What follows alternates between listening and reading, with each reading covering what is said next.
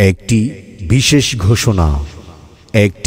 বিশেষ ঘোষণা জনতা ব্যাংক কৌরিখেলা শাখার পক্ষ থেকে অত্র এলাকার সম্মানিত ঋণ গ্রহীতাদের অবগতির জন্য জানানো যাচ্ছে, ব্যাংক কর্তৃপক্ষ সরকারি টাকা আদায়ের স্বার্থে বেশ কিছু খেলাপি ঋণ গ্রহীতাদের বিরুদ্ধে ইতিমধ্যে মামলা দায়ের করেছে।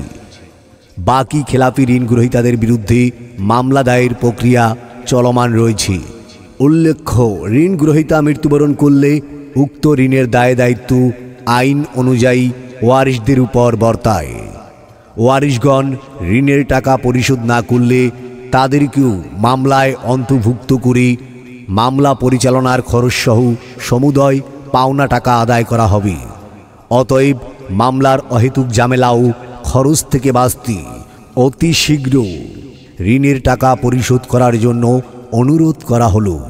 প্রচারে জনতা ব্যাংক PLC কৌরিখেলা শাখা, ইন্দুরহাট।